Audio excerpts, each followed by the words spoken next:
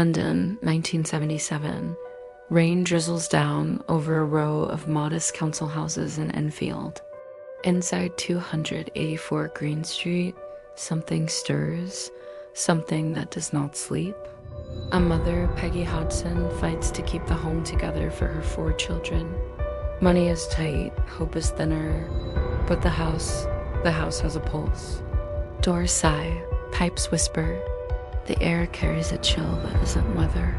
Tonight the children will go to bed, the lights will go out, and somewhere in the darkness, a sound will start, soft as a breath, steady as a heartbeat, the beginning of the most documented haunting in modern British history. It begins with tapping.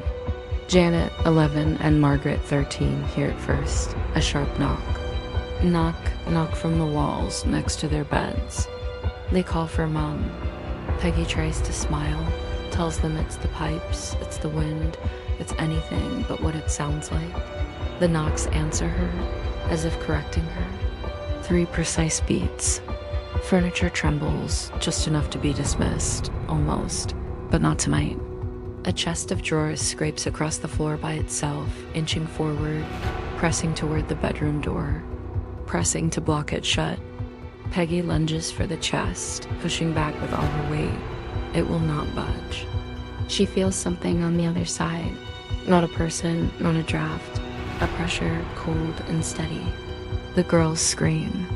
The drawers snap free, skidding forward another inch, locking the door again. Peggy drags her children to the hallway, her heart pounding. No neighbors outside, no pranksters. Nothing but the breath of a house that has just introduced itself. Night after night, the phenomena escalate. Toys are flung against walls. Lego bricks shoot like bullets. A chair slides across the room with a scraping shriek. The TV flickers on a dead station, white static hissing like a serpent. Janet tells Margaret she hears a man whispering from inside the walls. When the whispering stops, a raspy giggle remains, like the ghost of a joke that wasn't funny. Peggy goes to the police. She is embarrassed, exhausted, desperate. An officer walks through the lounge, kneels, and in that precise moment, a chair moves, inches, then more, right across the carpet. No hands, no explanation. The officer jumps back, stunned. Later, in the official report, the officer will write carefully, "It moved on its own." The words will follow the family like a shadow. The story spreads. Daily Mirror journalists and photographers arrive, expecting a hoax. Their cameras click, waiting for a string, a magnet, a trick. The lounge waits too. A toy is hurled into a wall. A frame crashes. A photographer swears the light behind his lens bends just slightly, as if passing through something unseen. The flash goes off and captures Janet midair, flying or falling or being thrown by hands that aren't there.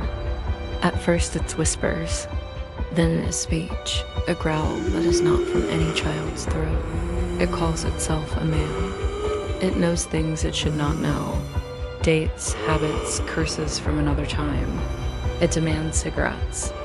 It mocks the family, mocks the investigators, laughs at prayers. When asked who he is, the voice snarls through Janet's mouth. "I'm Bill. I died in that chair. There's a chair in the corner."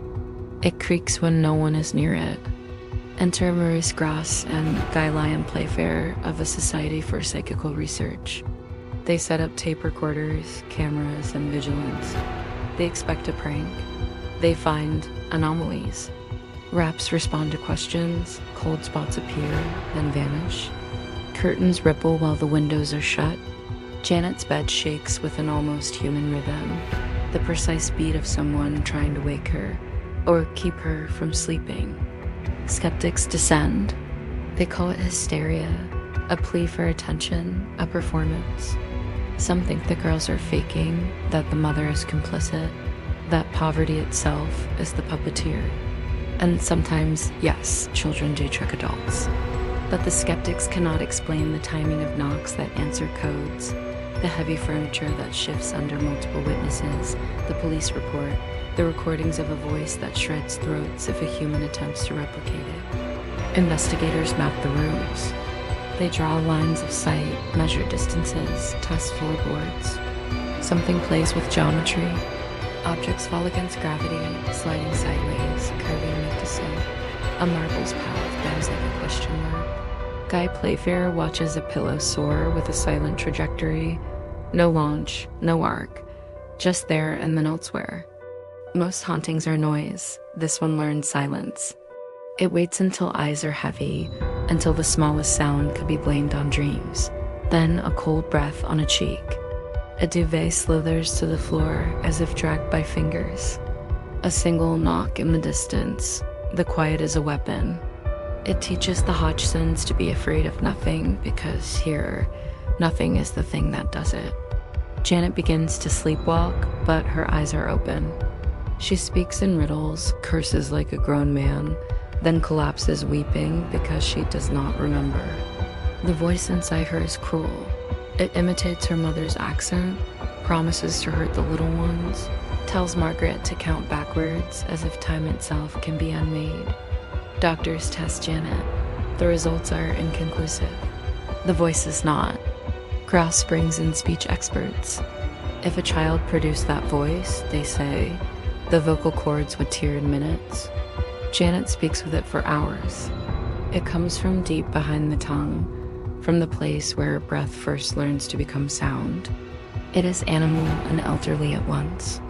On tape, it vibrates with a low frequency that makes adult men uncomfortable. The name Bill leads to a lead no one expects. A man named Bill Wilkins once lived and died in this very house. He died in a chair, choking. His son later confirms the details. The voice had told this to investigators before anyone else knew. Skeptics call it coincidence. Believers call it the proof. The house calls it history. Flash after flash, Janet airborne, her body stiff as if yanked. Curtains twisting around themselves. A spoon bent without heat or force. Critics say she jumped. But where is the blur of a leap? Where is the shadow of a launch? The sequence shows a girl lifted, not like a gymnast, like a doll. One night, the curtain pins explode from the wall, zipping past Gross's ear like invisible hornets. The rod crashes. The fabric thrashes as if drowning in a wind that isn't there. The recorder captures a soft chuckle afterward. Not human, not mechanical, something satisfied. Hunger grows, bills pile up, neighbors whisper. The children get mocked at school. Peggy ages half a decade in a month. At 3 a.m., she finds Janet facing the wall, stiff, her fingers pressed into the plaster as if trying to enter it. Peggy pulls her back. The wall leaves a powdery print of small hands. A priest comes. He sprinkles holy water. The air fizzes, not the water, the air. The voice laughs. That tickles Father. Crosses tilt on the wall. A candle sputters and dies. The priest leaves shaken, promising to return. He does not return. The papers turn the Hodgsons into headlines. Some journalists are kind, others are hungry. A TV crew sets up. The lights wash the lounge an artificial day. Nothing happens. They pack up. The last tripod clicks. And a tape rolls off a table and shatters. The camera wasn't looking, but someone was.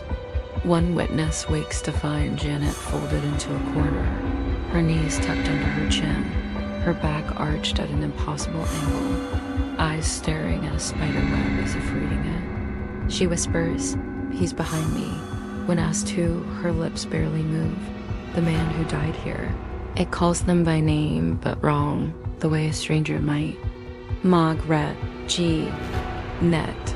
It knocks out rhythms to match their footsteps. It mimics the kettle. It hums the tune Peggy's husband used to sing years before he left. It is a collector of intimacy, feeding on the small things that make a family a family. For weeks, the activity becomes a storm. Beds shake, objects fly, Janet is thrown. Then, inexplicably, a lull. The house sleeps. For 3 nights, the family rests. Hope crawls back into the bones. On the 4th night, the voice returns. It says only, "Miss me?" And the house answers by shuddering from the foundation up. Hospitals test Janet for epilepsy, psychosis, anything with a Latin name that could explain the English terror on Green Street. EEGs draw quiet lines. Court scans stare into her skull and shrug. A psychiatrist suggests stress. A nurse watches a chair slide 6 inches and refuses to be on that floor again. Gross believes, but belief is heavy. Playfair believes, but belief is lonely. They fight, they reconcile, they return at dusk, because that is when the house wakes. They leave notes. The notes are torn when they come back. They ask for a sign. A spoon bends like a yawn. It is not the sign they wanted, but it is the sign they get. Under pressure, in front of skeptics, the girls admit they faked a few things. A photograph here, a knock there. They say they were tired, mobbed, pushed to produce. The press roars, hoax. And yet the investigators insist, yes, some fakery, but also the unfakeable. The police report, the voice, the injuries. The timing. The weight of a phenomenon is not diminished by the dust of a child's mischief. Objects begin to disappear and return in single-file logic. A fork on the stairs, a hairbrush in the kettle, a toy under the pillow with a note. Mine. The handwriting is childlike. The ink smells old. In a rare moment of hush, the voice softens.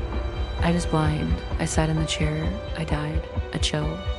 A presence, not cruel, not kind, simply finished. For a week afterward, the house is gentle. Janet sleeps without dreams. Peggy smiles without effort. Then the front door opens on its own and closes just as gently. It is, in its way, a goodbye. Activity wanes, months pass.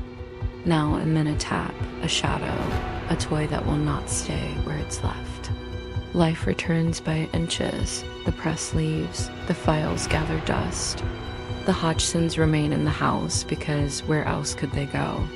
Trauma becomes routine, and routine is a kind of healing. Decades later, researchers still argue, fraud or phenomenon.